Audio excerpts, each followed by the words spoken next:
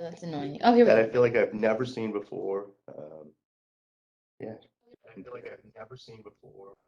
Here we go. That's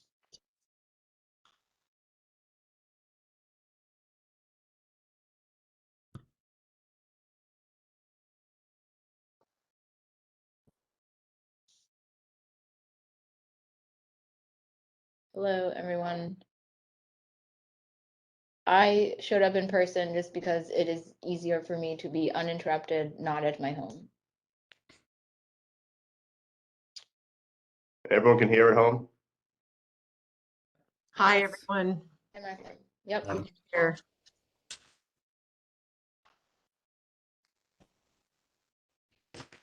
Counting 1, 2, 3, 6, 7.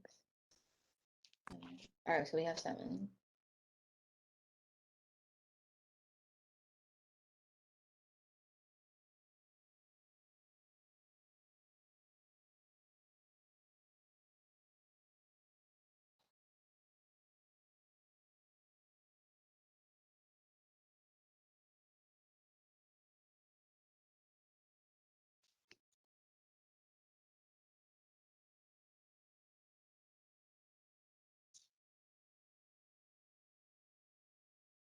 Hi, everyone.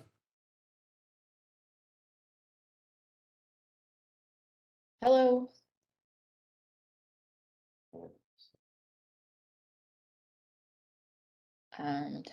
So I will give 1 more minute, but we do have a quorum, so we're good. Great. I think. Yeah. We have 8, right?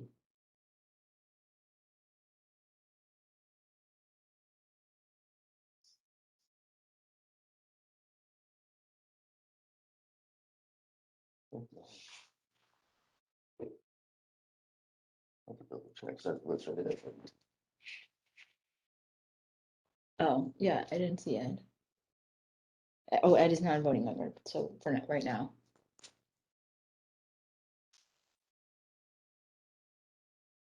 But Barlow is Who's below Carl? Dennis Below. Oh, there was another guy. Okay, all right.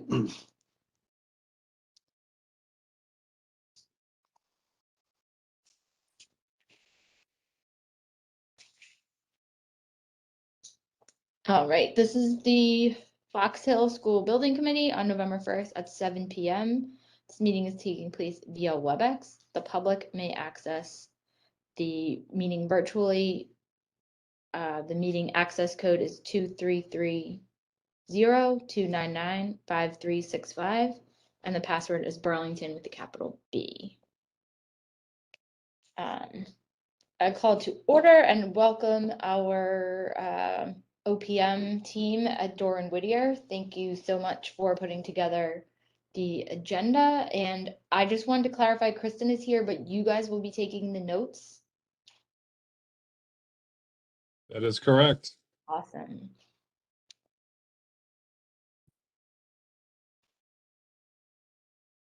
I see Christina is all it.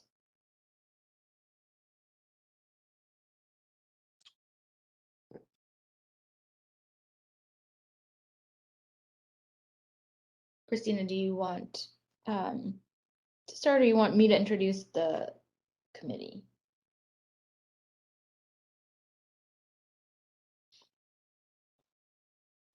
Oh, even more. Christine, I think you're on mute. Good evening. I haven't used WebEx in a while. Sorry about that.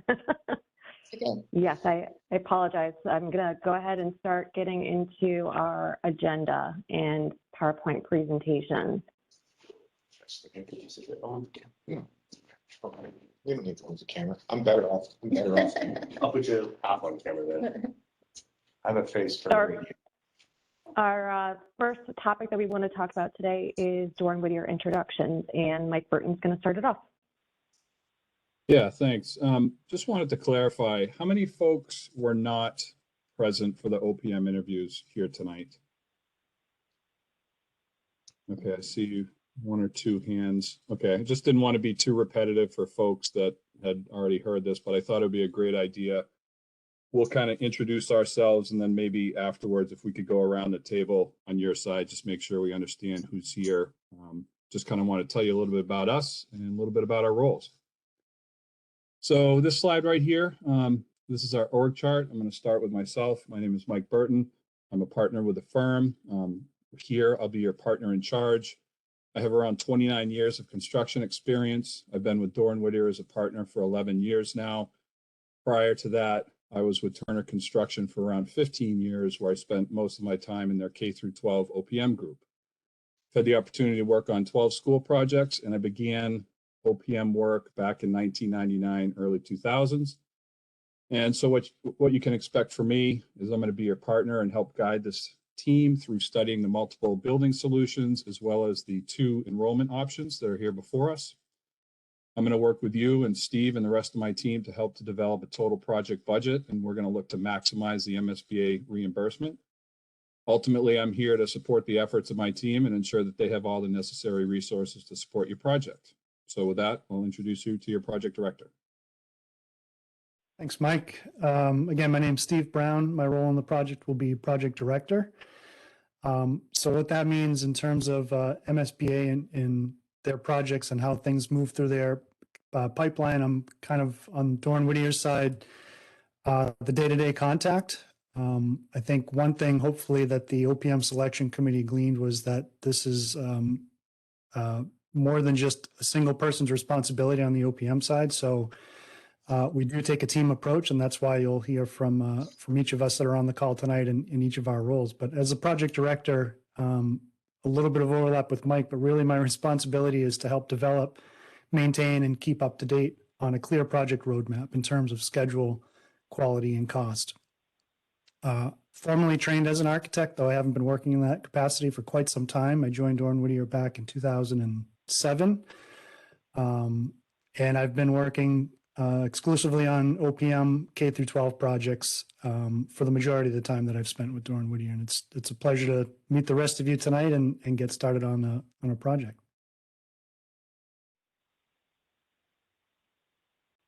How about you, Mike Cox? Steve, sorry, I'm having a little video technical difficulty today. But my name is Mike Cox. As some of you know, for those of you who don't, I'm going to be your project manager of controls, which means I'm going to manage the day-to-day budget, do all of the invoice entries, work with you to submit all of the pro pay reimbursement requests on a monthly basis.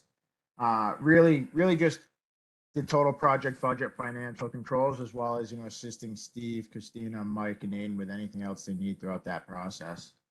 And I look forward to working with you all. Hey everyone, I'm Christina Delangelo, project manager with Dorn Whittier. I've been in the construction and design industry for the past 15 years. Been working with Dorn Whittier for over 5 years now.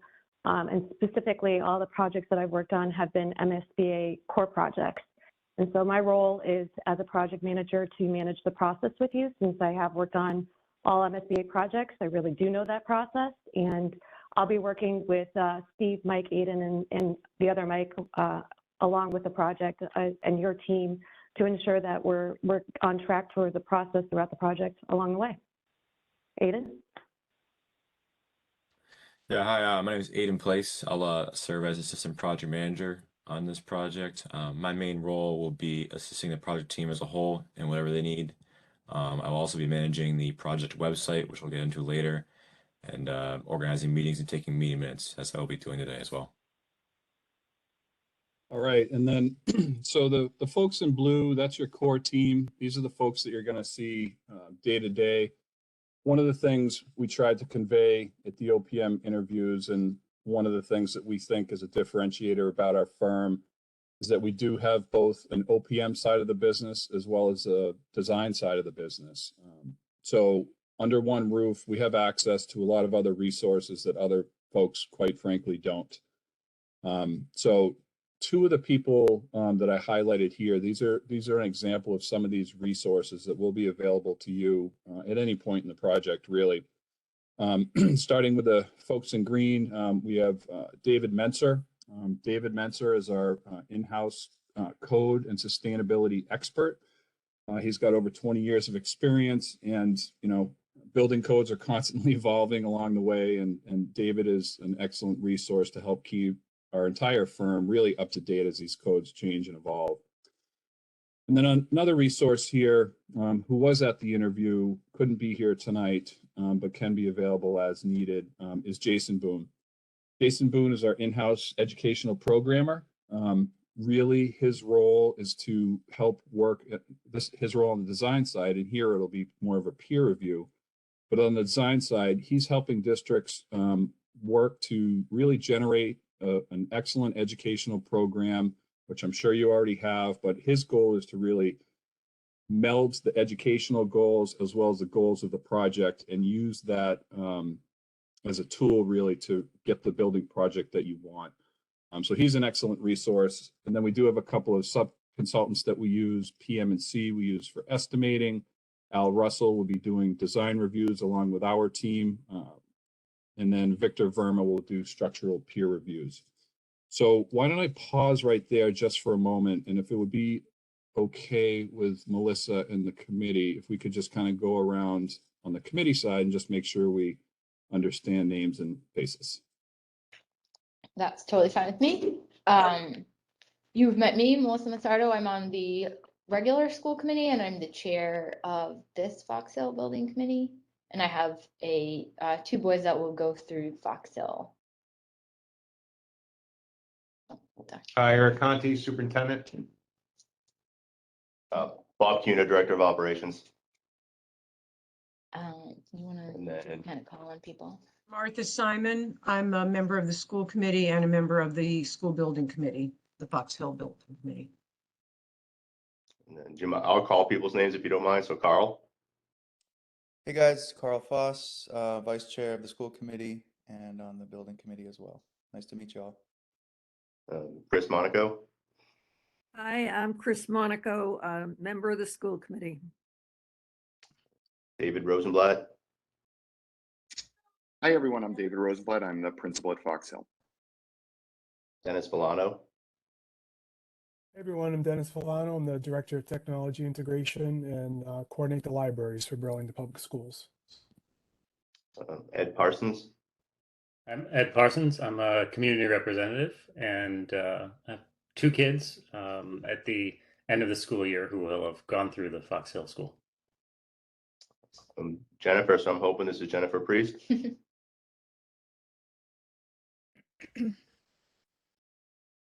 Maybe. So, All right, we'll skip for now. So John Denizio. Hi, everybody. John Denizio. I work on the town side in the town administrator's office, finance rep. Catherine Bond. Hi, I'm Catherine Bond. I'm chair of the school committee and also on the Fox Hill committee. And I had a daughter who attended Fox Hill, but long, long ago. Kristen Downey. Hi, my name is Kristen. I'm the secretary at Fox Hill. And Nicole Kasha. Hi, Nicole Kasha, school business manager. Okay. Everybody else, I believe, is Doran Whittier. So. Excellent. Well, thank you for that introduction. We're happy to be here tonight and to meet all of you. Steve's going to walk you through the next slide. It looks like a pretty robust agenda, but one thing I just want to make clear is that the purpose of tonight is really to introduce a couple of topics. So Steve's going to walk you through that. And the one thing we would like to do tonight is, and we'll talk more about it in a moment, is the designer RFS. We want to get that ball rolling, and we're going to speak more about that. So with Steve, take it away. Thanks. Yeah, as you've probably already learned, big idea of working with the MSBA is staying on process and understanding where you are in the process and the different modules. So of course, we'll help you understand that. One thing that we take or bring to the table is having worked with the MSBA for a number of years. So if we're using any abbreviations or shorthand or anything you don't understand, feel free to, hit the pause button and let us know, and we'll be happy to explain that. For the first couple of meetings, I think we'll all try to do a little bit of a better job of maybe taking a chance to stop and explain what each of those are right out of the gate. But it's completely normal, so please don't hesitate to speak up if you have a question. Yeah, with that, it is a long agenda, but we do know the time with the full committee is at a premium. So we, as Mike said, the primary goal is to stay on process with the MSBA for hiring the designer. What we call the consultant team, the OPM and the designer, both make up that team. And half of it, with us being here, is already gone through the process, so to speak. So the designer process will take a few months as we'll go through the schedule. But as I said, outside of that, this is really an introduction of a bunch of topics that we'll certainly hit on for the next few meetings and do a bit of a deeper dive when they become more important, and certainly when there's approvals along the way. So I think the first agenda item here, getting into it, is I understand there's a few meeting minutes that require review and approval. So we'll pause now, and Melissa, if you want to walk through that process. Sure, I'm pulling them up. All right. Okay, we have the minutes for August 15th. Did everyone access them? Okay. Do you have a motion? So moved to approve the minutes of August 15th, 2022. Second. All right, so moved by Martha, seconded by, I think, by Catherine. Any discussion? All right. Aiden, I'm gonna take a roll call, and I'll take notes to help you. So Catherine? I have to abstain. I was on vacation that week. Okay, no problem. Christine? Aye. Martha? Aye. Carl? Aye. Eric? Aye. Nicole? Aye. Bob? Aye. Paul's not here, right? John Denizio? I'll have to abstain from these. I wasn't at any of these 4 minutes. Okay, no problem. David? I wasn't present. Okay, no worries. Dennis? Aye. And I have an I as well. So 1, 2, 3, 8, 03, pass to approve the minutes from 8:15. We have what, 8:29? Melissa, do we have these minutes? Christina sent out a link to a SharePoint site. Actually, I think Aiden sent it out. Yep. So And then Kristen sent out the meeting. That's just us. Well, That email just went to us. I know, yes. but So I'm not sure where these minutes are in my email.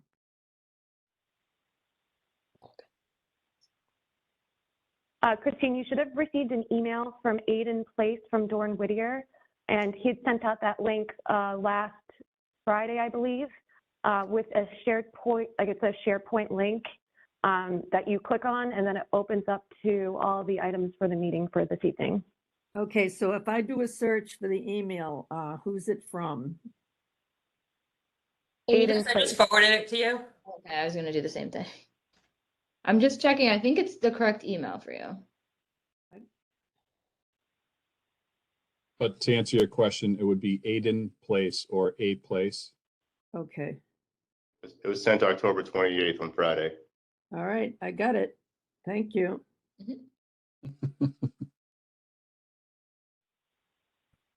Just want to make sure that I was there for all of these. The last 3 minutes are from our interviews of the 3 finalists. And so you might be able to identify it by that. Yeah, why don't you vote on those first? Yeah, those are the only 3 to vote on anyway. All right, so do you have a motion to approve the August 29th minutes? So moved. It's Martha.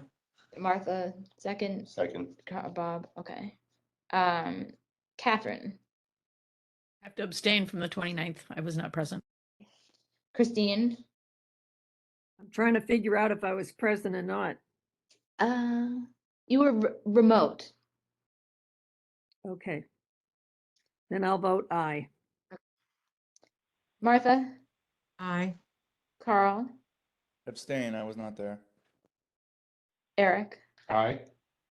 Nicole, Aye. Bob, Aye. John, Denizio, Abstain. David, Abstain. okay, and Dennis. Abstain, I wasn't at that meeting. Okay, no problem. I'm an I. So 1, 2, 3, 4, 5, 6. 6, 0, 5. Passes. Close one. Right. All right, August 30th. I move to approve the minutes of August 30th. I'll second it. Oh, go ahead. All right, Catherine, Aye. Christine, Aye. Martha, Aye. Carl, Aye. Eric, Aye. Nicole, Abstain. Bob, Aye. John, Abstain. David, Abstain. Dennis. Abstain? This was the 30th. And we have the 31st. I move to approve the minutes of August 31st. Second. Catherine, Abstain. Christine, Aye. Martha, Aye. Carl, Aye. Eric, Aye. Nicole, Aye. Bob, Aye. John, Abstain. David, Abstain. Dennis. Abstain? I am an I. I forgot to do this on the last one, but 1, 2, 3. 7, 0, 4 on the 31st, and 1, 2. 7, 0, 4 also on the 30th. All right. That is all of the minutes. Awesome. Great, thank you. Moving right along, item 4 on the agenda is invoices and commitments for approval. This would be one that we would, similar to previous topics in meeting minute approval, a common theme on agendas moving forward. So this is really intended to capture any invoices, contracts, amendments, any of those sort of approvals. And Mike Cox as Controls PM, why don't you kick it off? Yeah, so obviously what you see before you is the approval for the Dorn Whittier contract. So again, just like Steve said, we'll take any invoices, contracts that have come in that month that we've reviewed, approved on our end, submitted to you all to have a chance to look at before the meeting. Put it forth here to do the same roll call vote that we just did for the meeting minutes. Again, this is the Dorn Whittier contract. Okay, so we need to approve this contract. Yes, that is correct. Okay. Did I see it? This should have been in the same packet of information that you received from Aiden.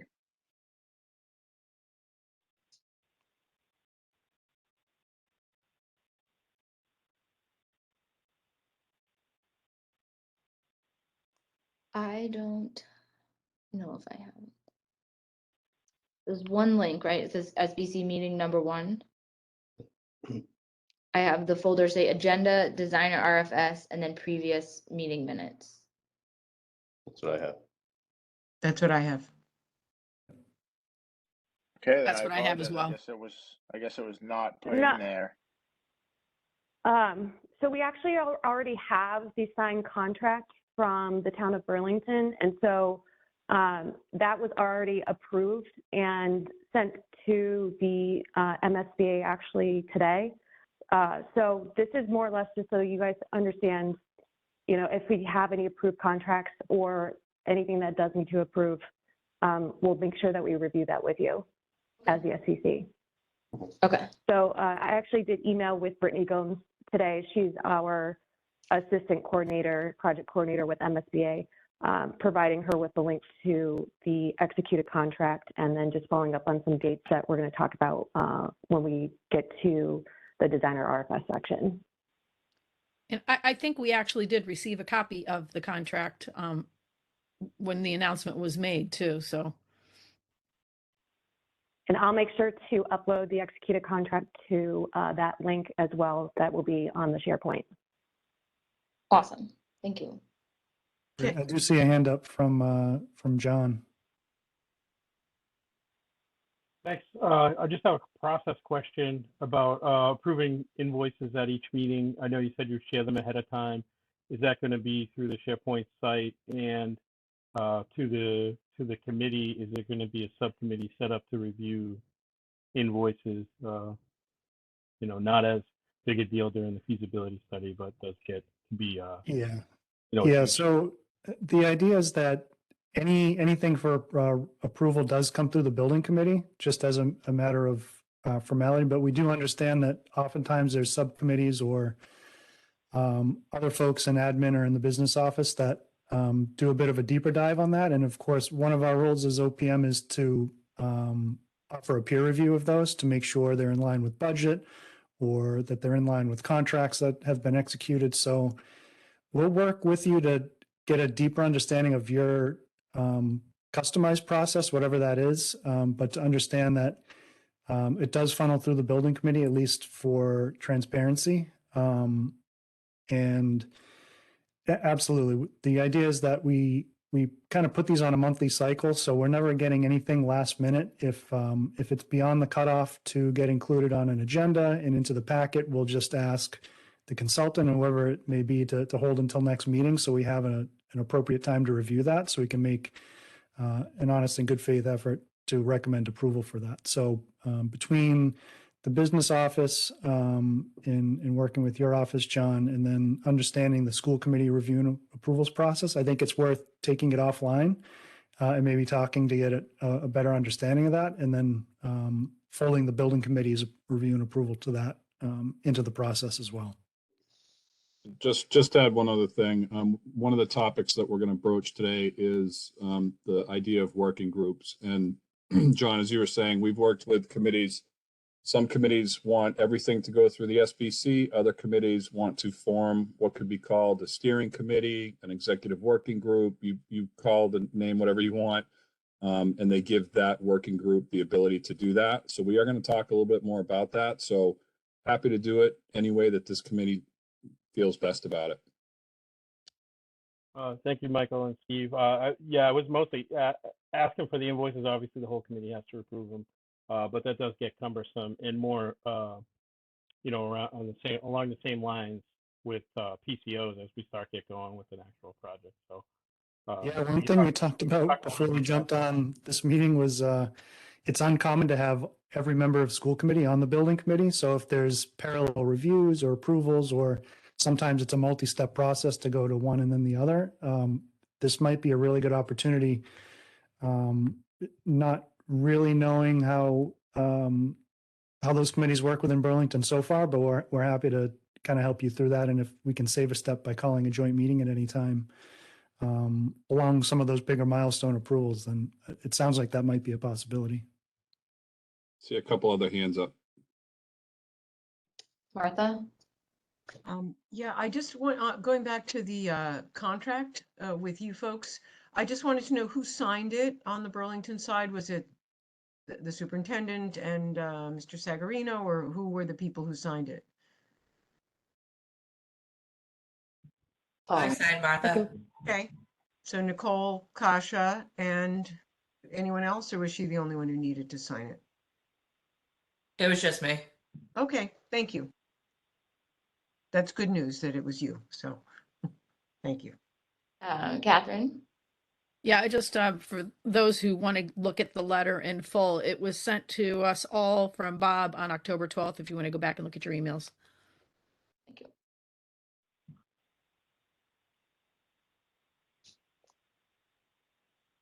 Okay, Keep it rolling. yeah, keep it rolling. Yep. So next agenda item is SBC voting member review and approval. Melissa, this is, as we talked about, potentially revisiting the SBC roster, making sure it's current, and that if there's any changes to voting members, to give you folks an opportunity to discuss that tonight. Yes, so it has been discovered that it's relatively arbitrary who was granted voting member rights.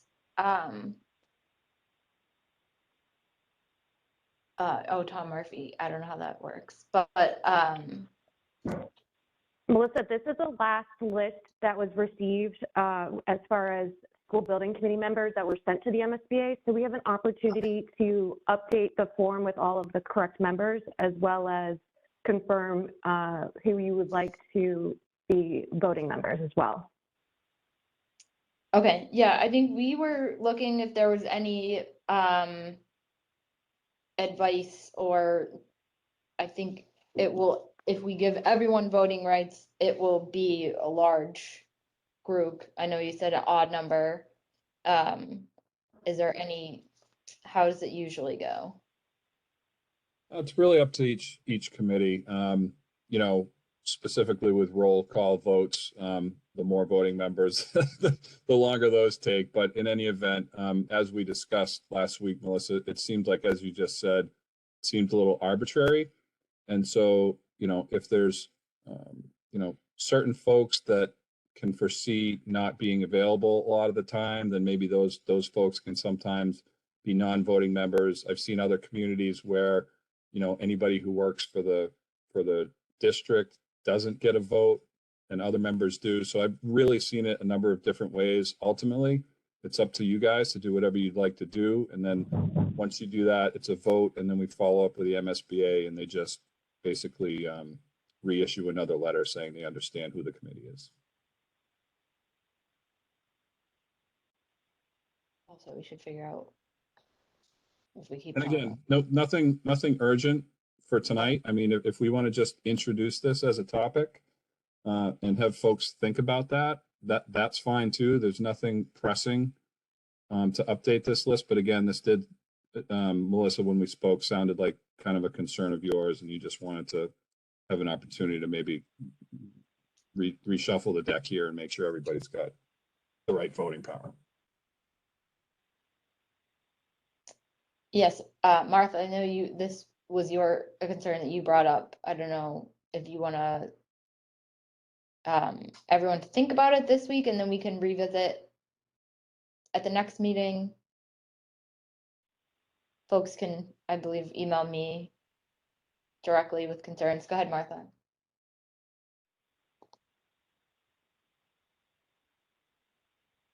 I'm mute, Martha. You go, okay.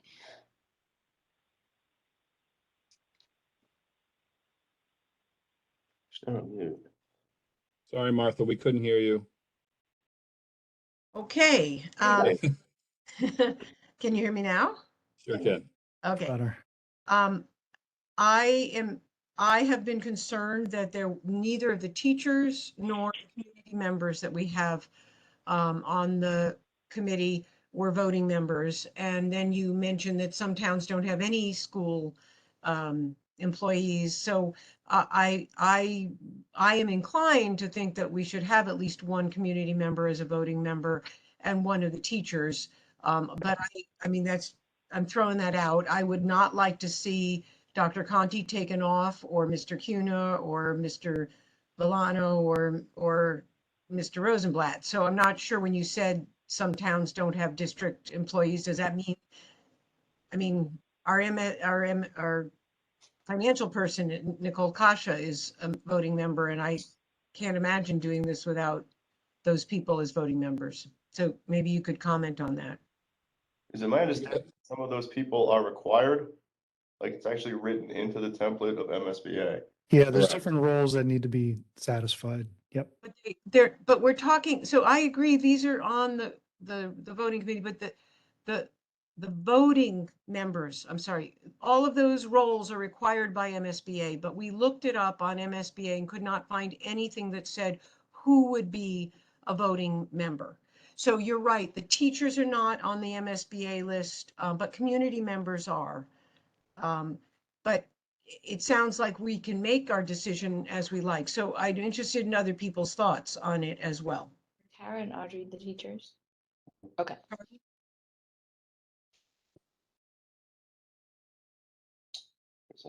Oh, Christine, sorry. Hi.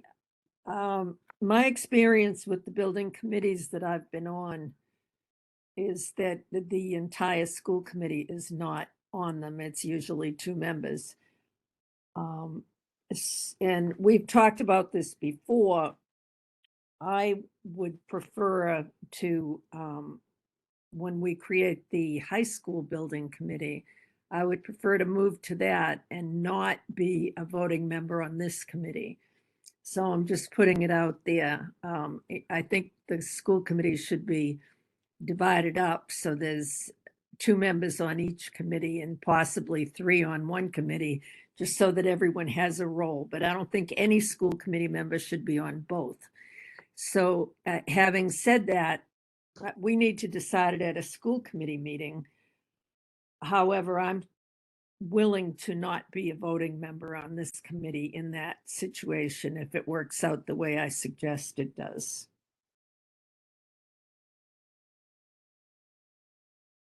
Okay. So oh, go ahead. No, I don't think that makes sense. Divide and conquer. Okay. So let's, Christine, you still have your hand up, or you? Oh, sorry. No worries. Let's all think about this, and we can talk about it at a regular school committee as well. And Martha, maybe next couple days, we're going to the conference, we can ask around. Can I just make one comment? Yes, go ahead. I think earlier, one of our August meetings, I had the same concern, and I think we saw it tonight in the votes. When it was pretty close, 6-5. So, I mean, I still think that obviously things come up, but attending meetings would be more and more critical, I the higher agree. the number gets, and that a quorum I understand, yeah. would be. I don't know what that magic number is, Yeah. I'm just putting that information out there. Catherine has her hand up. Oh, go ahead, Catherine.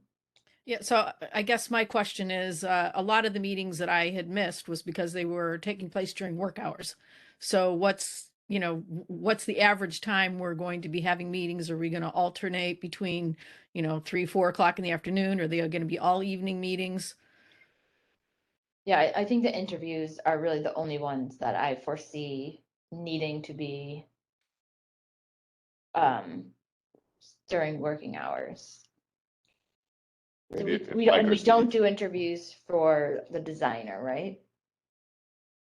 We do designer interviews, but that will be held. Oop, I'm sorry, am I muted? Nope, you're Nope, on. you're good. Okay. Still good, yeah. There will be interviews. We are going to talk about this further in the agenda. It's part of the MSBA's designer selection process where we, from this committee, are going to choose 3 people to attend that interview. They are held during the day, typically around 9 a.m. They used to be hosted at MSBA's office. Everything's gone virtual now. So that'll be a virtual discussion, and we will talk a little bit more about that later. But that's to answer the question on the designer interviews. Okay, Jen. Sorry, I'm trying to get my phone to cooperate. Okay. So in regards to like the meeting minutes, with the close approvals, I actually had one that had more abstains than approvals, and I checked it in with Amy with a different board, and that still passes. But I can see Bob's concern in regards to attendance and having quorum for the meetings. Yes. Thank you. Thanks. Okay. I mean, that is my biggest concern with some of these is getting the quorum, because I think even earlier meetings, we were close. Okay. Any other, oh no. Martha, is that your hand up again? Yeah. Okay. I also, tonight, I would like us to finalize, that I don't think Mr. Murphy should be on the committee any longer, and if we need to vote to make that happen, I'd like to vote to make that happen, because then at least we'd be accurate. I'll comment on that, Martha, and to the whole committee. So we did have this discussion at a previous SBC meeting. The whole committee that had voting rights did approve it. It was submitted to MSBA.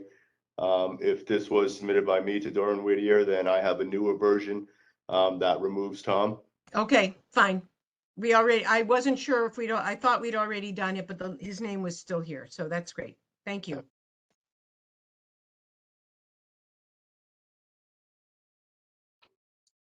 Okay. Yeah, Christina, can you just check on that for us? Because when I was added, Tom should have been removed. Christina, you're on mute. While you're unmuting, isn't this list what we got from the MSBA? No, the list I did get from I think Bob had sent me a link to all of the existing documents that I was looking for. And so I did look it up. It did include Tom on it. I'm happy to get the updated form and just make sure that we have our list updated as well. Christina, I'll confirm with you. This is Bob, that you have an updated one from me. And again, we'll share it with the whole committee, but I'll make sure you have it. Okay, thank you. Jen, did you have another comment? No, I'm all set. Thank you. Okay, Did I end down? Sorry. it's okay. It's like the tiniest little icon. Okay, so we will not vote on this for now, and we will keep the conversation open. Great. Okay, moving right along. Christina, the table is yours to talk about the designer RFS. Yes, so I know that we kind of talked about it a couple of different times tonight as far as upcoming designer-related procurement timeline. And so we wanted to talk about the request for services for the designer and that process with the MSBA. And so the MSBA has reached out to us and provided us with information in regards to the procurement timeline as it fits into their schedule and their review. As Mike had mentioned, there will be a designer selection panel that we will have to go before with the MSBA in regards to proposals received, as well as the interview process. And so ultimately, the MSBA is looking for us to provide them the draft request for services by November 9th. And so I actually did send you all in that link on Friday, or Aiden had sent out to you all on Friday, the draft RFS, request for services, for your review and understanding as far as what that process is with the MSBA itself. It's a template that they require us to use. There's not much information there that can be changed. There's mostly dates and high-level information that we pull a lot of information that MSBA has provided us as well as far as timeline and our best guess scenario as far as schedule. So ultimately, with your review and approval for us to submit to MSBA tonight, we'd like to send the request for services to them tomorrow morning for their review. And so that then leads to an ad that needs to be placed in the designer services section of the Central Register by November 17th. And so we will take care of making sure to place that ad by November 17th in order for the ad to appear in the Central Register the following Wednesday, November 23rd. And then based off of the ad being live, applications are due to the district by December 21st. And then we then have to send copies of those applications to the MSBA by December 29th. And so ultimately, based off of the schedule that MSBA has provided us as potential options for that designer selection process, we're looking for our first applications review on January 17th, 2023. So in the time frame between now, this SBC meeting, and when we receive the applications, we'll obviously have time for another SBC meeting to go further over that designer selection process with you, as well as making the selection of the 3 appointed members that will need to be part of that designer selection process with the MSBA. And as Mike pointed out, there are 3 members that are part of the town or city, and ultimately it needs to be 1 member designated by the school committee, the superintendent of schools, or his or her designee, and then the chief executive officer of the city or town, or also his or her designee. So that again is something that we can think about and then come to our next SBC meeting for the recommendation and approval of those 3 members. Thanks. So are you looking for a motion? So I would move that we approve the request for services as presented in our materials by Doran Whittier for MSBA approval. Second.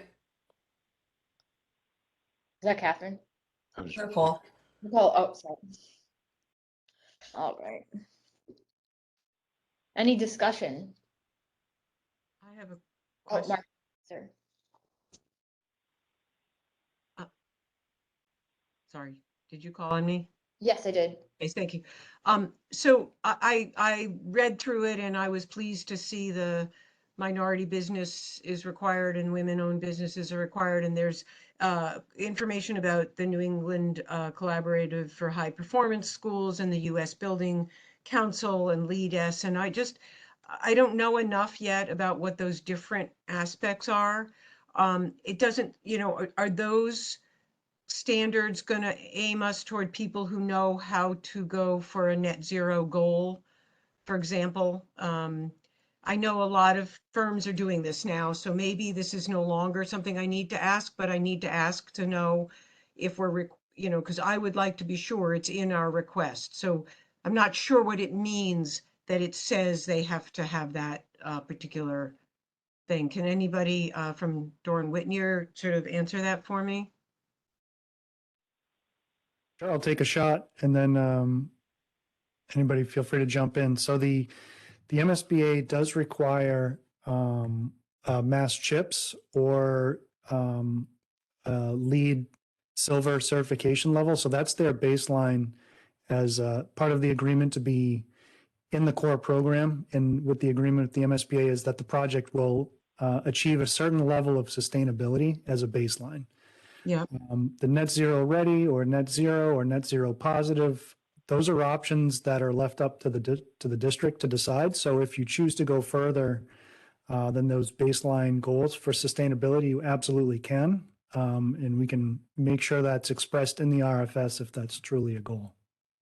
Well, in my opinion, that's a goal that I would like to express in the RFS, but the committee hasn't had a chance to discuss it at length. We referred to it when we looked for, we did have a discussion about it when we put out the RFS for the OPM. But I want to make sure when we get a designer that it's someone who can do that if our committee decides we want to do it. It doesn't mean we have to do it. It just means that they're able to help us do that in the most effective and cost-efficient, hopefully, way possible. Yeah, I think we could probably add something in that section. And of course, it'll be highlighted and shown to the MSBA so that they're aware that that's in there, so they can review that. And if they have any issues with the language, they'll be sure to comment. I think the risk is generally pretty low to include something like that to make sure you're attracting designers that, okay, this is important to Burlington, and it's important to highlight.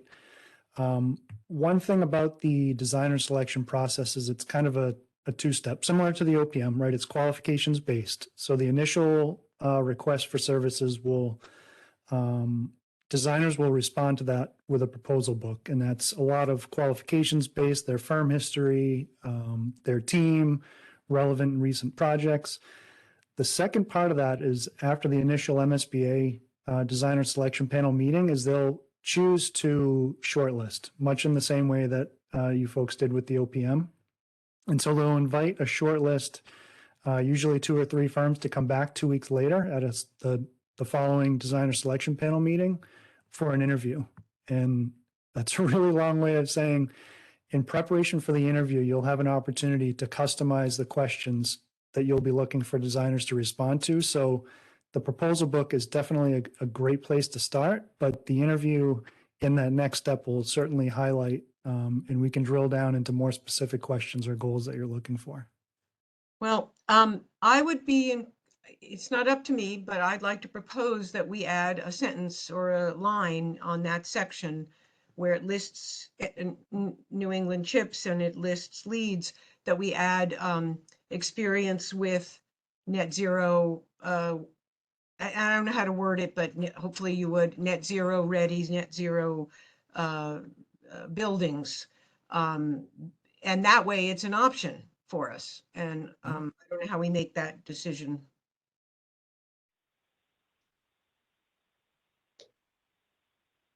So would it be possible to at least have the approval from the building committee contingent upon including that language that could be worked out between ourselves and maybe a designee from the building committee or something of that I would nature? accept that as a friendly amendment. Thank you. Christine? Yes, one of the things, I'm not sure this is the right place to bring this up, but I'm concerned about getting ahead of ourselves without talking about it. When we had the meeting with the whole school committee, we talked about the 2 options that we're looking at, except I think most of us don't really see it as 2 options. The combining schools, I don't think is a real option.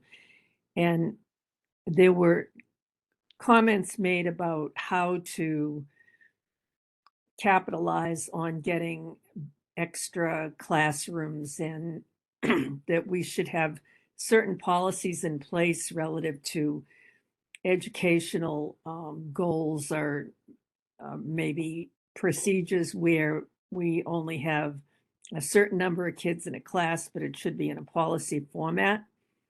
And I'm wondering if there is any of this that we need to have done ahead of time, because I'm very concerned about designing a building with MSBA's numbers of 23 in a classroom when we have standards that are quite different from that. And I don't want to get things out of order here. And like I said, I may be jumping the gun, but Melissa, I'll whatever. take a shot at that if you want. Yeah, I mean, we need help from you to make sure that we get what we need, because at the moment, I don't feel we're getting what we need. Right, right. So just to answer that's a little bit about the ed programming that I spoke about and how to use that ed program as a tool, not just Yes. educationally, but to help you get what you want. Yes. So we're certainly going to help to assist you with that over the next 3 or 4 months while we're getting the designer on board. And we are going to touch on this later, so I don't want to steal too much of anybody else's thunder, but that is something that we're going to be working with you on. Ultimately, it's the designer's role to help you do that. But because we have a fellow like Jason Boone, who's dealt with 2 enrollments with other districts before and also has done many educational programs on his own, we're going to make it our mission over the next couple of months to help get you in the best spot so we can hand that program over to the architect. And theoretically, it's been pretty well vetted. Okay, just so that we are confident that we don't have to do anything right away to prepare, for instance, a new policy. It is one of the first activities out of the gate to formalize and finalize the educational program, but it's something that happens in concert with many other things in early feasibility. So that issue was expressed to us. I forget if it was in the interview or in subsequent conversations, but I think we That was my understand. my scenario question. Okay. Yeah, so I think we understand it. And a few of those things happen in parallel really early out of the gate, as Mike mentioned. But in terms of what can go into the RFS to make sure we get designers that are well equipped to respond to that, if there's not succinct enough language in there, we could try to add something that makes that a little more clear. Yeah, well, to Martha's point, it is becoming very common. In fact, most of the designers, we typically see the same cast of characters, if you will. Pretty much all of them at this point have either done or are in process of doing a net zero. So you can certainly add the language. The fewer modifications, the better in MSBA's eyes. But what I can share with you is that I'm pretty confident that any of the typical designers that are going to be looking at this project, which is going to be pretty attractive to them, are all going to be well equipped to help you get that, if that is proven to be a goal of the SBC. Could I ask a follow-up question, Melissa? Yeah, Kristen has her hand up too. Okay. Kristen, is it same topic? No, completely. It's just a typo that I just wanted to bring up, but it can wait until after everybody else is done. Okay. All right, Martha, go ahead. So I am very concerned that we start from ground zero to be able to build as environmentally friendly and sustainable and low carbon building as possible. And so I feels a little like jumping the gun because I'm aware that we haven't discussed it fully as a committee. But I also know that if we don't start from scratch, if we didn't hire an OPM that's had experience, and I believe you folks are the ones who did the Hastings in Lexington, is that right? That without having that from the beginning, when we hire our designer, then it's no longer an option, or if we add it later, it's more expensive. So that's why I keep raising it. But again, you know the designers who are likely to apply, and you know that's, so if, I don't need it to be added if it becomes a red flag for the MSBA. But if, and again, because the committee hasn't discussed it yet, it's important to me, and I actually know I've talked with people in the community who it's very important to as well. But so if you're confident, I think I'd like to be able to just say, then we don't need to say it, unless somebody else has another way of approaching it.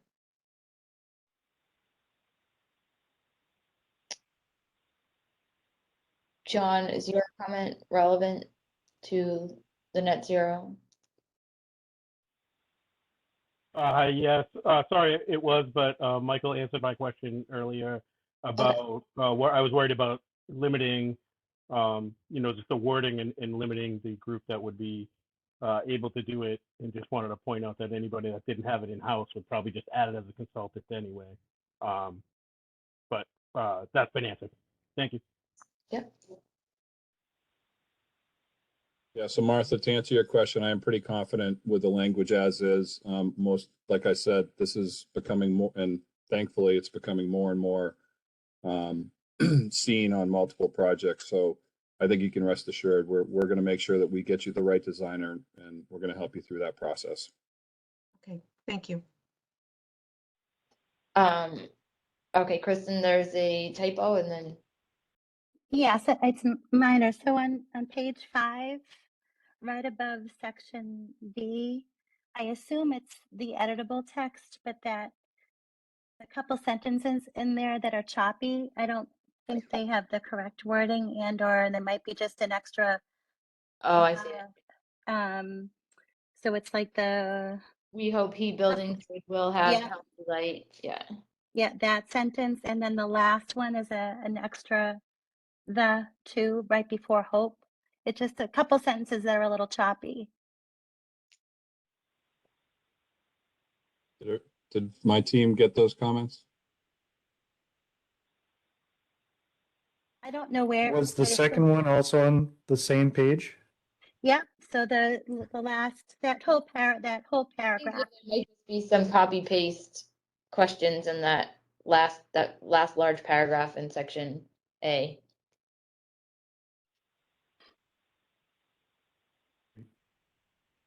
we'll pick those up. Thank you. Thank you. Do you want to amend your motion? I will amend my motion with the grammatical cleanup that was just added. Nicole, are you okay with that? Second. All right. All right, are we ready? Okay, let's go. Catherine, Aye. Christine, Aye. Martha, Aye. Carl, Aye. Eric, Aye. Nicole, Aye. Bob, Aye. John, Aye. David, Aye. Dennis, Aye. and I am an I. Motion passes 3, 6, 9, 10, 11 to 0. Awesome. Okay, thank you. Moving along on the agenda, item 8, SBC goals. I will kick it over to Christina in just a moment, but I'll start the topic by saying this is not the only kind of goal setting or kind of big picture thinking that that the project will go through. One of the first activities once the designer's on board is to hold what they call visioning sessions, but it's primarily with the educators and the administration, understanding how school is administered and education delivered now, what kind of things the building are making a little more difficult, and how it can help improve things in the future. But this is, Christine, you've led a couple of groups to this exercise now, and I think it's important to while we're getting going in the early phases of the project before the designers brought on board, to ask you folks, you know, obviously coming from different backgrounds and different disciplines and different capacities in your professional and personal life, to understand, you know, what you're bringing to the table and what you hope to get out of the project. So, Christina.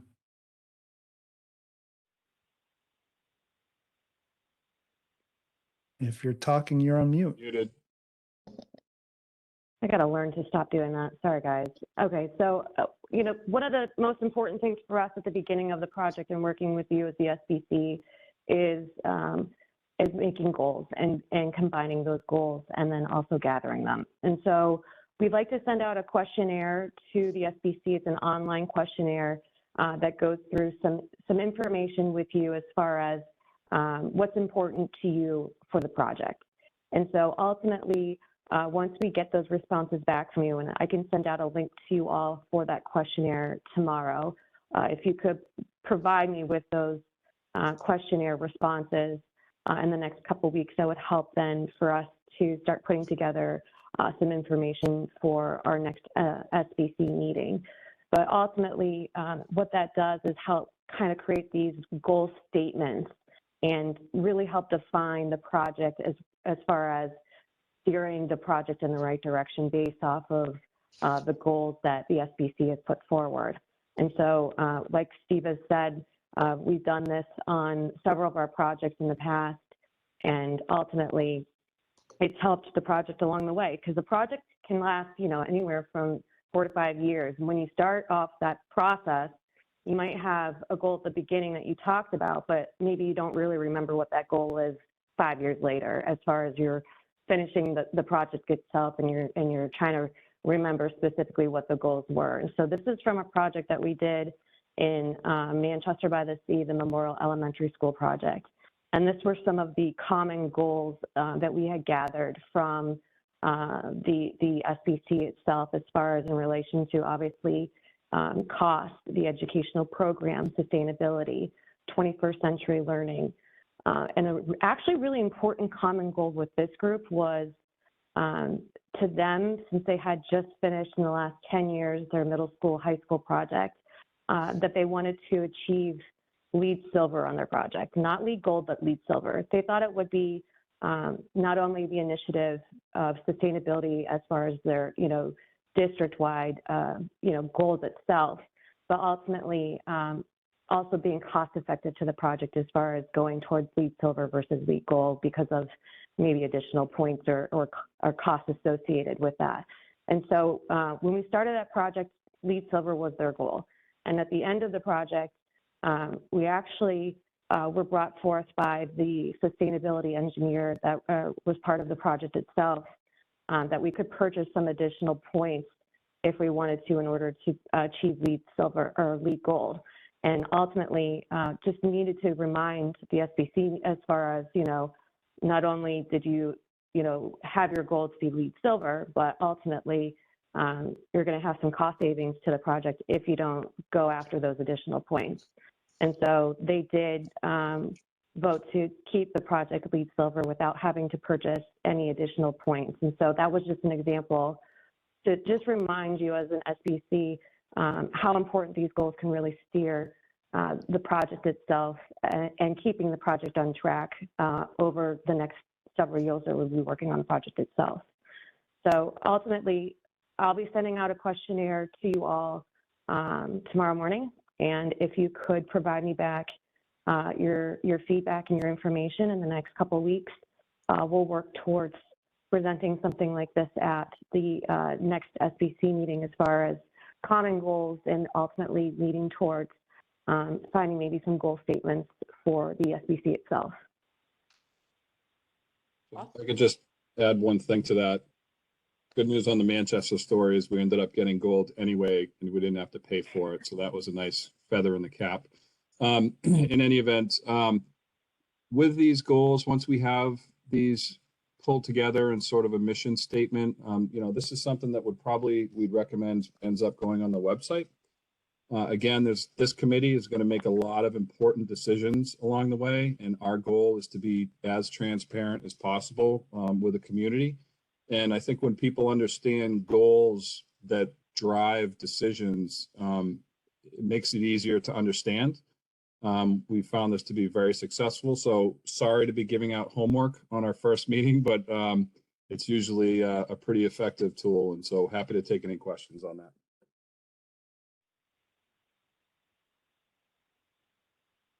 Like it. Makes sense. All right, if no questions, I think we'll move on. And again, any questions in the interim about any of the information that we send you, please feel free to contact us directly. Okay. In keeping with the theme of introducing new topics and revisiting them, working groups is the next item on the agenda.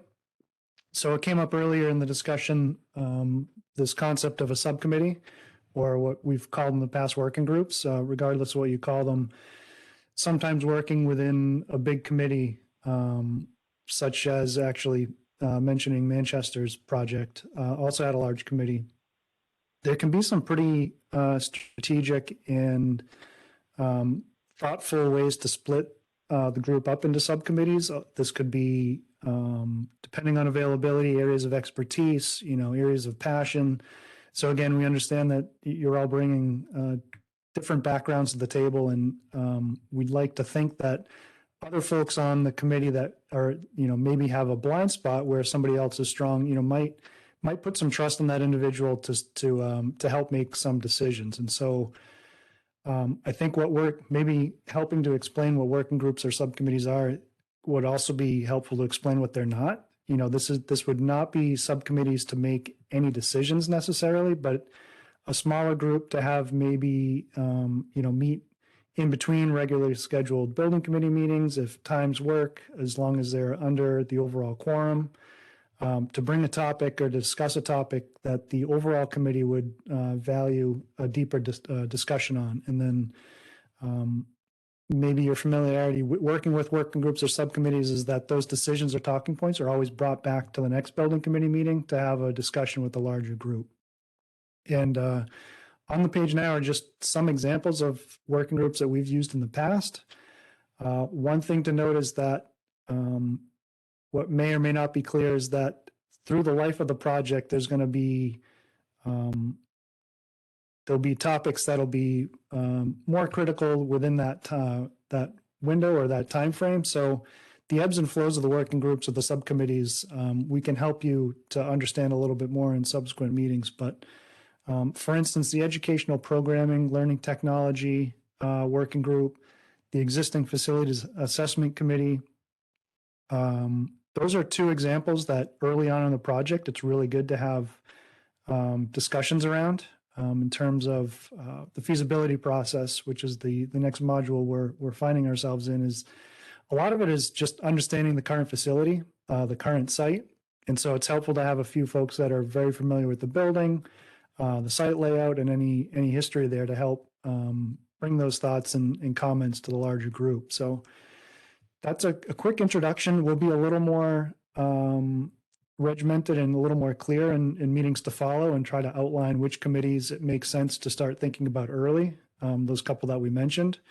You'll also see on here the financial review, as we talked about earlier. So if that's, if that financial committee is there to talk about invoices, that's okay. We can talk about what not authority, since they're not ultimately making a decision, but what sort of topics are going to be in that wheelhouse for that particular subcommittee. Just so we're putting clear guidelines on what those committees are and what they're not, and work within those groups to have a deeper discussions as topics come and go. So one thing that has worked well in the past is, much like we're doing tonight, is just introduce the topic. If there's anybody that has clear objections or concerns, we can talk about those. But in between now and the next meeting, and then in the next meeting, talk about those few that would be really important to establish out of the gate, and then broadcast what we think all those working groups would be for the life of the project, and have folks understand where they might begin to slot in and potentially take a vote next time to establish some of those first couple out of the gate. I would ask a question. I think I heard Christine mention had been on another committee, and a few other folks. I think maybe John may have touched on it. Just in terms of other committees or the way Burlington operates, is this, I assume this is not a foreign idea that we're proposing here. Is this something that's familiar in Burlington, or is this a little bit different? You mean having subcommittees within the committee? Yeah, working groups, subcommittees, yep. We didn't have a lot of it. I remember there was one committee on colors for one of the buildings. They had a subcommittee to come up with the colors. Actually, I don't recall having subcommittees other than that one, actually. Okay. Yeah. I was just curious if anybody's had experience with it before. As Steve mentioned, what we find is, with larger committees, I think everybody feels more comfortable when they have members of their own committee coming back and reporting on something that they're knowledgeable about. And it makes their decision a lot better when you're not hearing it from consultants. When you have members of your committee, it could be sustainability. Maybe we have a sustainability discussion. Let's just assume Martha's on that committee. She comes back and reports out and says, this is what we've reviewed. I'm on board with it. And then it's just seems to be easier that way. But again, so we're going to send out some, along with the goals and that information, we'll send something out just kind of asking folks, here are a couple of typical committees that we see. Which one do you think fits for you and your skill set? I think our meeting has more of this concept, whereas like subcommittee make recommendations to town meeting, and then town meeting ultimately votes on it. But that's kind of my understanding. Yeah. We had much smaller committees, building committees, for the most part. Okay. That's a good point. In terms of size, typically a working group is 3, 4, 5 folks. To put it in the same discussion as voting members, non-voting members, working groups can also serve as potentially great spots to put interested members of the community that maybe don't have a formal place on the building committee, but that their background would lend itself well to the discussion. So we find that that's happened on, for instance, the public relations or information sharing. So if there's a member of the PTA or PTO or some other board or group in town that is whether directly or indirectly represented on the building committee, or at least you have that flexibility to invite those folks in to feel part of the process. Not required, but has helped in the past. Ed has his hand up. Hi, thanks. So I was going to mention what Steve just mentioned, that I can think in several of these potential subcommittee ideas, a member of the community who has particular expertise and might want to contribute just in that area, but wouldn't have time to be on the full committee. Um, and also, I'm on a couple of committees in town meeting, and the subcommittee model is well known to us, and I'm a big fan. There are certainly issues you want to dig into, and it's extremely cumbersome to try to have a discussion, especially when there's some remote communication, trying to heed the open meeting law to have the full group rather than the 3 or 4 people who are most involved with a particular topic. Uh, so we should consider this strongly. Well said.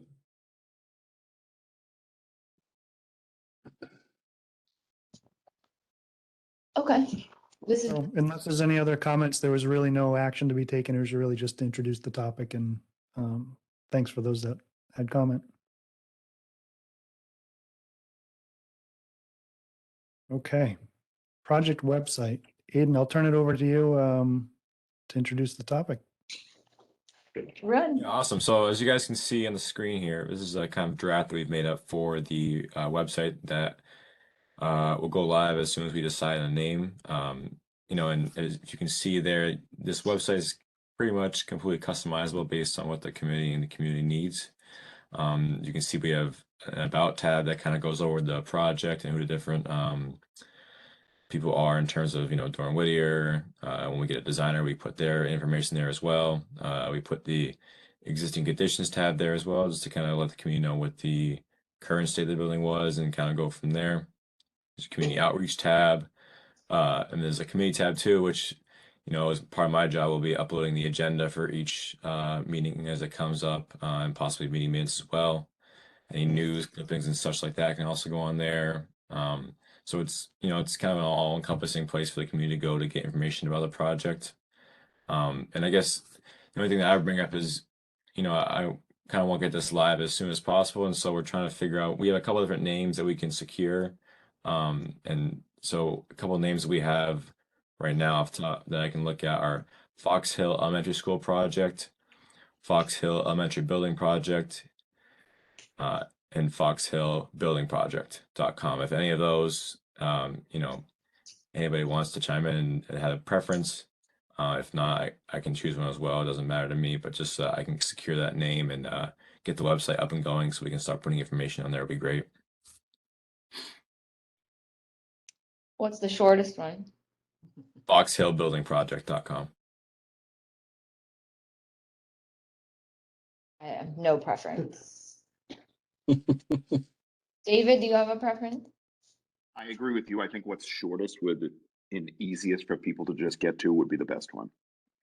Okay. Yeah. I'll secure that one for tomorrow and get it up and running, foxhillbuildingproject.com. So Yeah, one thing that we've learned, and is probably no secret, is there's different sources of information out there. And oftentimes these projects, large capital projects, there's 2 sides to every coin, right? We understand there's folks that are largely in favor, and there's going to be a certain segment of the population that's not. I think having been on a recent webinar that talks about our role, ethics committee and political action committees, that sort of thing, we have to make sure that we're clear on what our role is as OPM to help you get information out there, and what can be said.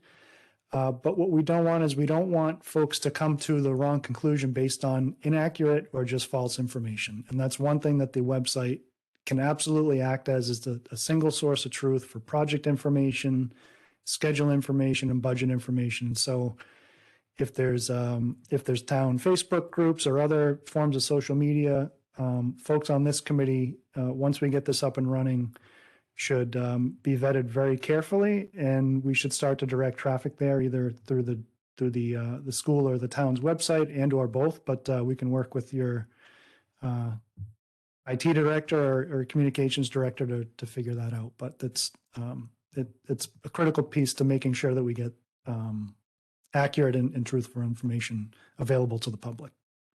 Yeah, but this may answer some of the questions, but on the working groups, communications is definitely one of them.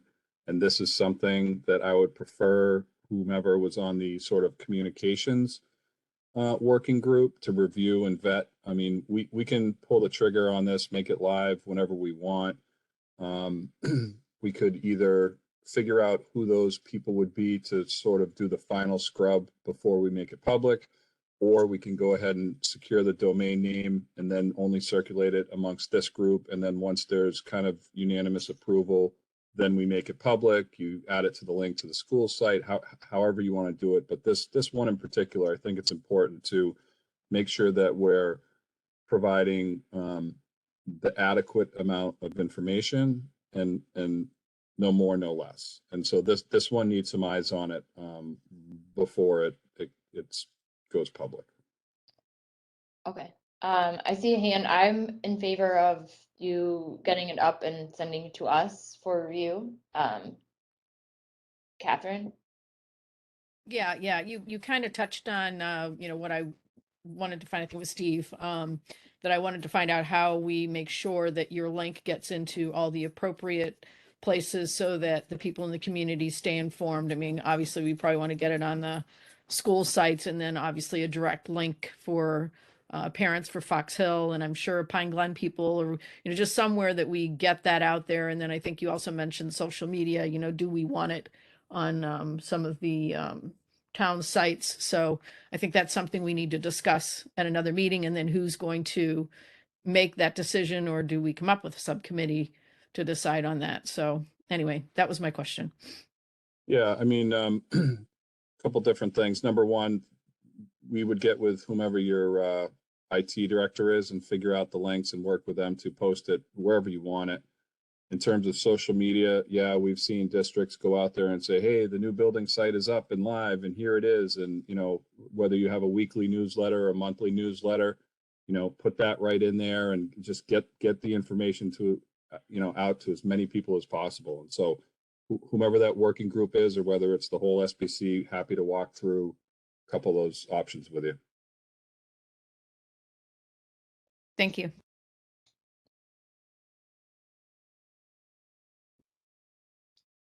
All right, Aiden, you have the domain name, right? Yes, I do. All right. Okay, so we'll secure that. Moving along, early consultants.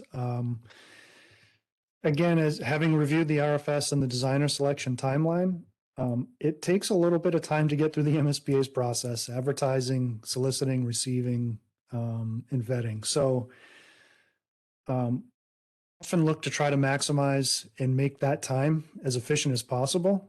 And one thing during the feasibility process that we'll need to start pulling together, and it's a requirement of the first submittal, is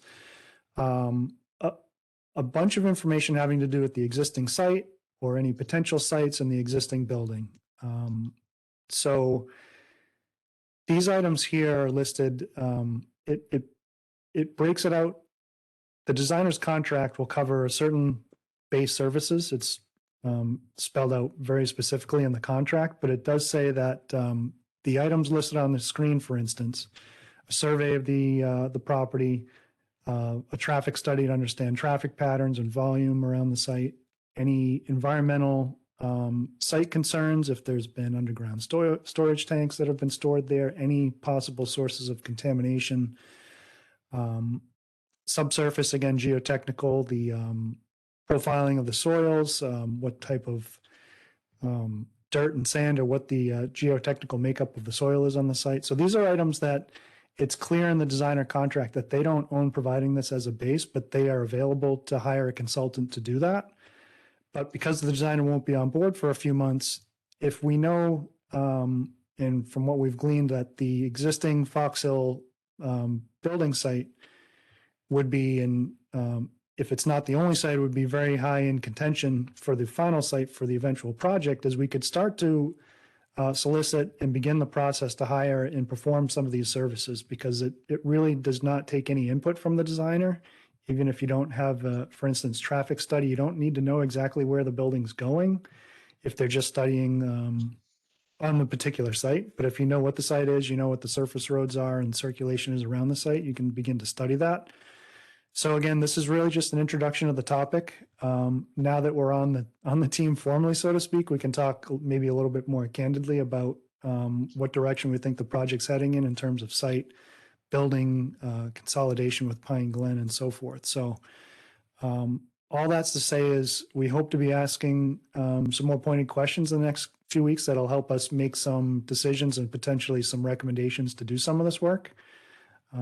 With winter really upon us in terms of procurement timelines, if there's any digging or test bits on the site, we want to make sure we're factoring in when that work could happen seasonally and before the designer comes on board too. So there's been a couple of projects where we've done this quite successfully, but of course, once we're in on those candid discussions, we know really if it's at 4 or 5 sites, because we don't want to spend some of this early study money to investigate a site that a few months down the road really won't be in much of a contention. So I'll open it up to questions, comments. Mike, Christina, I'm sure I missed something along the way, so you can feel free to chime in as well. Go ahead. Steve, this is Eric Conti. How are you? Good, good. You don't want, this is informational tonight, but obviously you have 2 scenarios that we have to explore for MSBA. I'm assuming you would want the scenario chosen before you hire someone to do a traffic study if we're talking about a 360 student school versus a 600 student school.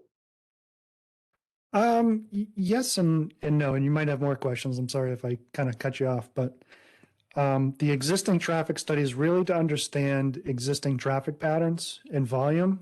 The second part of that, when the designer is on board, is to start making some conclusions based on the information, how it might impact where the building should go, how it could be oriented, or what types of problems the new building, regardless of size, might start to cause and how that could be handled. So really that early feasibility and a lot of this work is just understanding what you have. And the second part of that, once the designer's on board, is taking it to the next step and understanding how it's going to inform the building and site and process in general. And then my other question is just, I'm sorry, very specific and concrete, because that's how my brain works. Stick with the traffic study. How would you go about, what's it look like when you hire a traffic study consultant? That's, you all are bringing someone on, that this committee doesn't say, we don't like this traffic consultant, we want you to pick this other person, or we say, we don't feel you need a traffic study, so you don't get a consultant? Or is it you just coming to us and saying, we need to have a traffic study for these purposes, and we have a traffic study person who we work with, and this is who it's going to be? They wouldn't. Go ahead, Steve. Go ahead, Mike. I was just going to say, I'll say one thing and I'll kick it over to you, is that obviously we have to work within the constraints of public procurement. So that could mean we meaning Dorn Whittier, have taken them on as a sub-consultant in the past, if that helps make things easier. If the district, town, city prefers not to and hires them directly, that's actually what happened most recently. The client we're working with hired them directly. We can help write the RFS, depending on the scope, the magnitude, potential cost, again, working within public procurement, but we've done it a couple of different ways, and we have those kind of rules to work around, but we can certainly help you write what goes into the advertisement to understand what scope we're looking for. We see that quite often.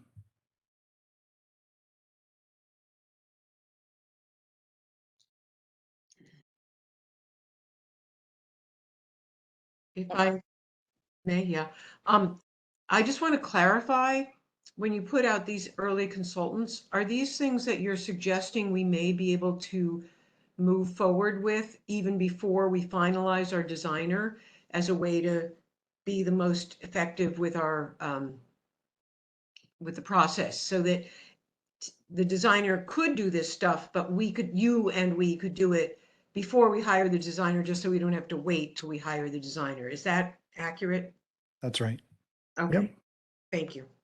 Yep. For instance, site survey, the existing site, understanding, getting a boundary survey done, topographical survey, understanding where different infrastructure is, some really early utility information where, sewer, water, electricity is coming from. So the way the contracts are written is, for the designer anyway, is the owner will turn over all this information to the designer upon their being hired. 99 times out of 100, the owner doesn't have this just kind of neatly tied up with a bow and packaged to hand over. So whether we wait and solicit it with the designer or do it ahead of time, it doesn't impact the designer really much, because it's mostly existing information that they would have to go out and help hire somebody to get on board to do anyway. If there's a downside, and it's not always the case, but a lot of this information is shared in kind of an open source kind of platform, the survey information, while the report is a written report. A lot of the, computer drafting information is shared. So it can be, if the designer's site in civil does not routinely work with that particular surveyor, the information is there in a format that they can then use if they then need to hire a subsequent or rehire the same surveyor to go out and do a more detailed survey, which is pretty common once we get further along in the process. So for instance, they might do a general boundary survey and get general information for the entire site. But if we start to whittle down certain areas of the site that are more buildable and that we think that a building solution would lend itself towards in a particular area, then the subsequent survey would try to get more information on that particular area if the existing survey was light in that area. So the bottom line is, I prefer, if they're not our consultant, we would help them work directly with your town. We would help the procurement. The only reason we suggest this is because you're basically picking up 2 or 3 months once the designer's on board. If you can hand them these key pieces of information, they can start coming up with options faster. That's the only reason we recommend it. I had a quick question to Bob Cuna. I don't know if you would know this, but does this generally fall under our first appropriation of? Yes. And is this reimbursable? Yes. Okay. And again, we're doing it in this order for efficiency, but if not, this would show up after the designer later. Correct. You can either take it on and save the designer's fee markup, do it now, make them more effective, or you can wait. Okay. Yep, and it's part of that initial appropriation. So there's 4 categories in the feasibility budget: the OPM feasibility, designer feasibility, environmental and site, and then other kind of contingency. And these items would be from the environmental and site category routinely. Okay. Thanks. Are we voting on this tonight? Nope. Oh, Martha? Nope, no vote. Okay. Another just clarification, I was gonna wait, but there's references to geotechnical and geoenvironmental, and I know you have to know if there's ledge or soil or what the soil's like and things like that. But at what point would a consideration of doing a geothermal survey come in? Is that Probably much later in the process.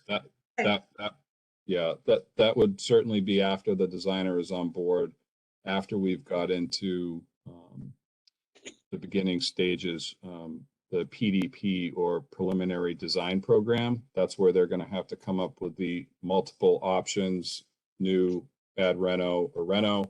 And then they're also going to have to study it in both grade configurations. And then there would certainly need to be discussion if it's worth the investment to move forward with a geothermal investigation. okay? Thank you. Just you mentioned like weather and things to get these done. So we're aiming to get these done in November timeframe, right? Like November, December. Yeah, I mean, that's a thing that we were talking about internally. We're getting kind of close on some of these. Okay. I have reached out to a couple of guys that are working for designers on other projects to ask sort of when their window closes. Okay. So I am trying to pull that together, and I can certainly follow up with you on that.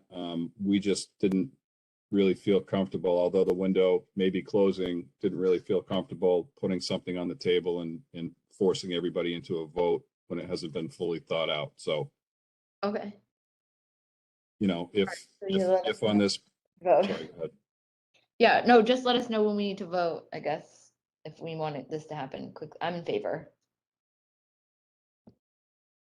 Yep. All right. Would it Okay. be helpful if we did vote on it tonight, if we feel comfortable? You certainly could. I'm in favor of it too. So we could probably, we could probably have a vote to proceed pending the OPM confirming timing can be done this year. If not, then we just wait for the designer and we do it in the spring. That's a hell of a motion. Can, I was gonna make the motion, or Eric, are you about to follow up No, on that? go ahead, Martha. I will defer. So I make the motion that Steve just said, Michael just, sorry.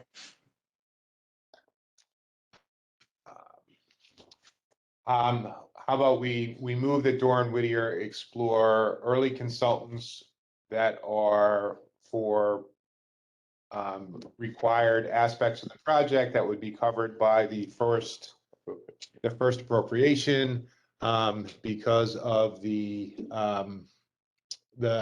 timing of, I don't know, because of the weather concerns.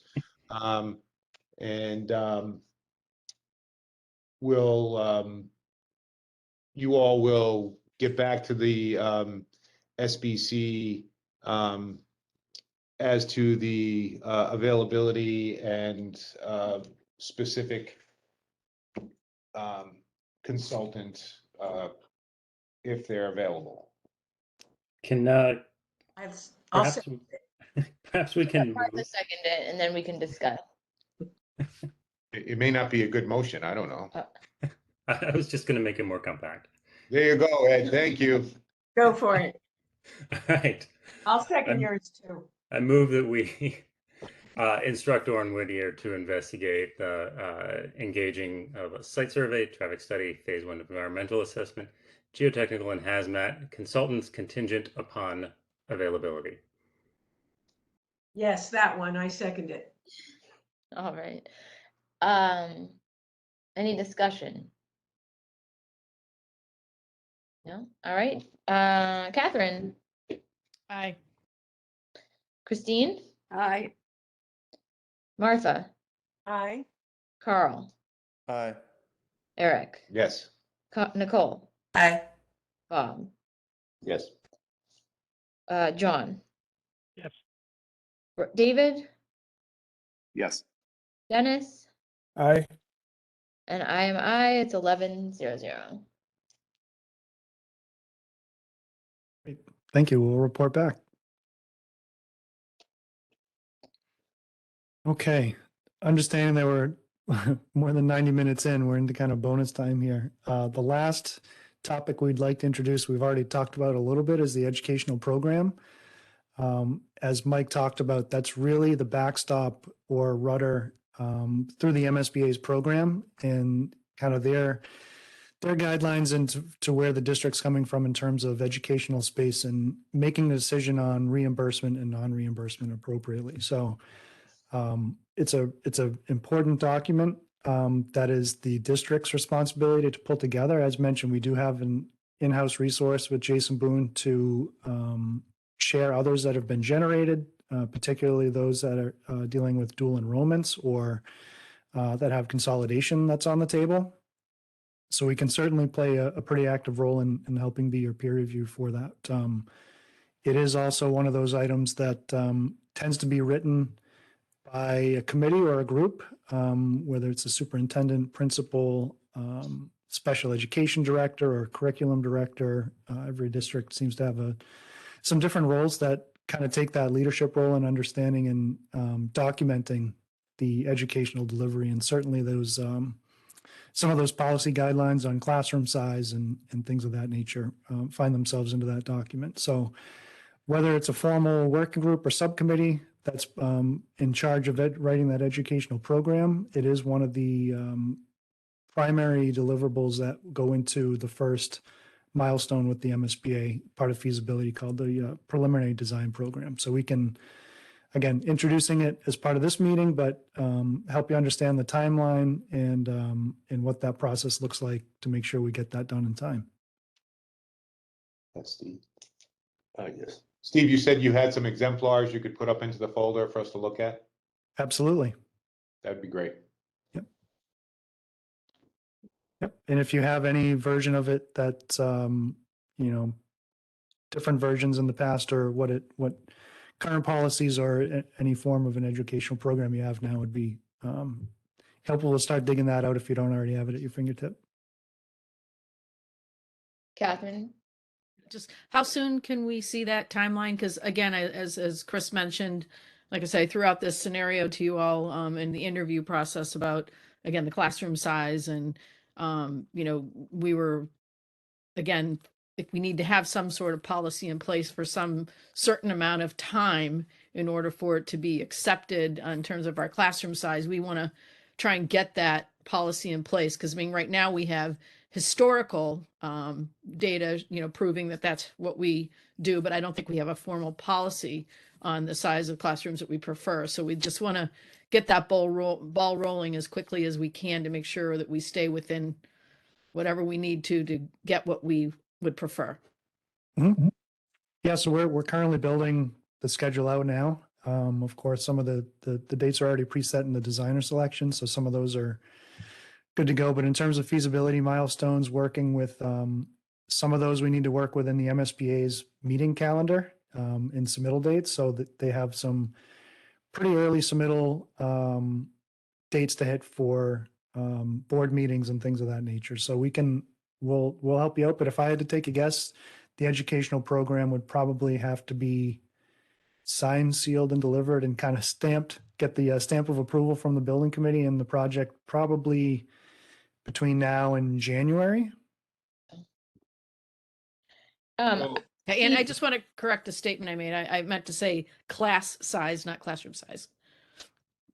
Steve, I think the question that we're asking ourselves is MSBA going to come back and be like, well, you say this in your educational plan, but there was no policy in place when you applied, or you haven't had a policy for 10 years, et cetera. Like, does the actual school committee need to turn around next week and create a class size policy for the MSBA to take this seriously? Or is it really they just take what's in that educational plan?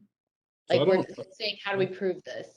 Yeah, I don't think so. We'll definitely take this back to Jason Boone. He's definitely the expert. I don't think so.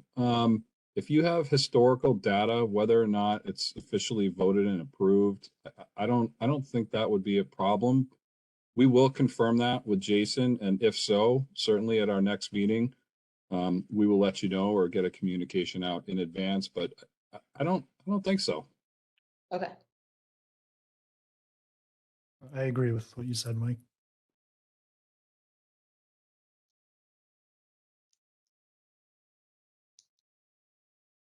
All right.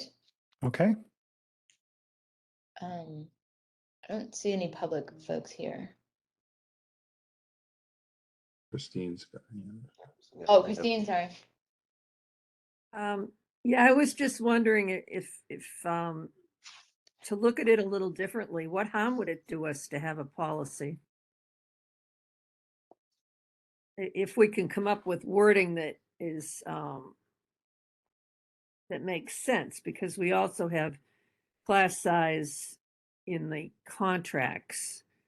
So it might take a little wordsmithing to come up with a good policy, but I can't see what harm it would do for us to have it.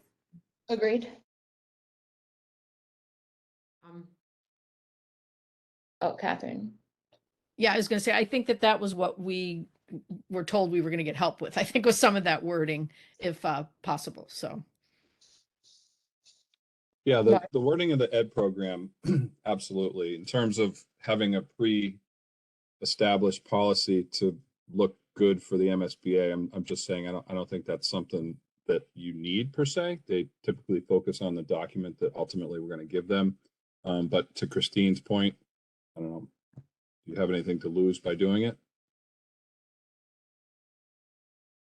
But in terms of the help with the ed program, that's what we were saying we'd like to do is get what you have now, spend the next couple of months working through it with Jason, answering questions that you may have and so forth. And then once the designer's on board, we've pretty well vetted it, and the designer should have a very easy lift once they're here. I'll let Martha. I do think it's a little bit bigger of a conversation, Chris, because although I support the idea of sort of documenting or making a policy from our guidelines, our class size guidelines, there could be a year where there's you know, a crash in the commercial business in Burlington, and we have a lot less money and we have to make choices about where to put the money. So there could be a downside, even though I would like to just go ahead and do it. So it may be a bigger discussion. Go ahead, Bob. Yeah, I would only just comment that, you know, I think MSBA's recommendation of 23 in a classroom is below our BEA document contracted. And then if we were thinking even lower than that, just for negotiations, it could impact us with the existing numbers that we have. So Yes, our contract, I believe, is 26, like you said. Contract. right, but that, I don't know how that helps with MSBA though, right? Because their number's 23. So Yeah. I think it's still relevant Yeah. now. Happy to talk about it in a school committee meeting. Oh, in the meantime, we can get you some insight in terms of policy versus, educational program language. But to help, it should help you make that decision if it's worth going down that rabbit hole of the bigger discussion. If it, for the only sake of including in the educational program, we can certainly get you that info. Thank you, Steve. Sure. We good? Yeah, any members of the public that have comment? If not, next meeting, we had, looking at the calendar, I believe this week is between school committee meetings. So if just in terms of looking at the calendar and projecting out, if that sort of makes sense, we had identified either the 22nd or the 6th to meet next. And we can work on roughing out the agenda for those as once we pick a date. Does anybody else see the 22nd as a potential problem because of it being Thanksgiving week and people traveling? I'm available on the 22nd.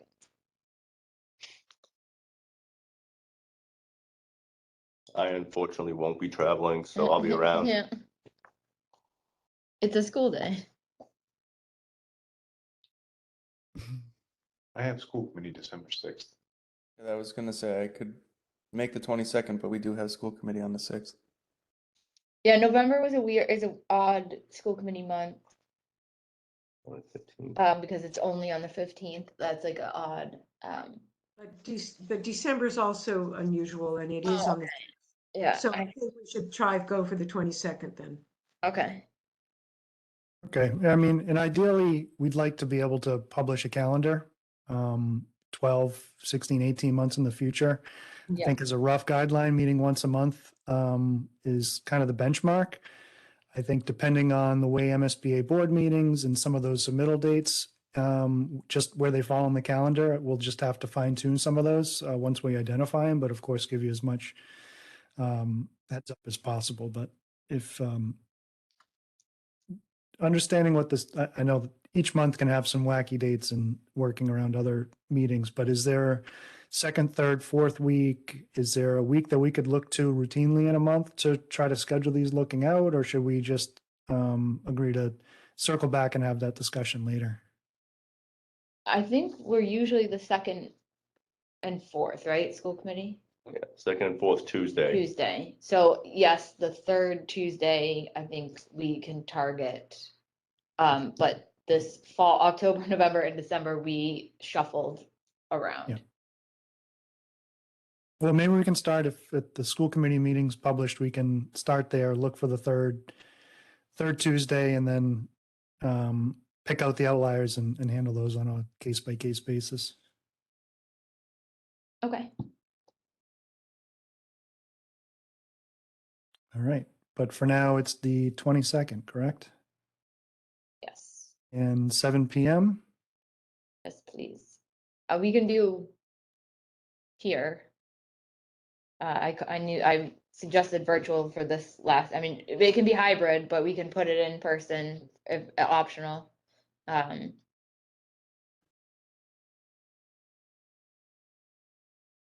good. I like that. Yeah.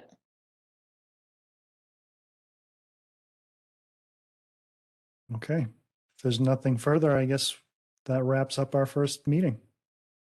Well, Motion to Typically- adjourn. Thank you. Second. roll call still. Catherine, Thank you all. are we just Aye. adjourned? Okay. Anyone not want to adjourn? Okay, meeting adjourned. Thank you. Thanks, everybody. Thank you. Thanks, everyone. Good job. Oh, wow. I said if it was 9 o'clock when we weren't done the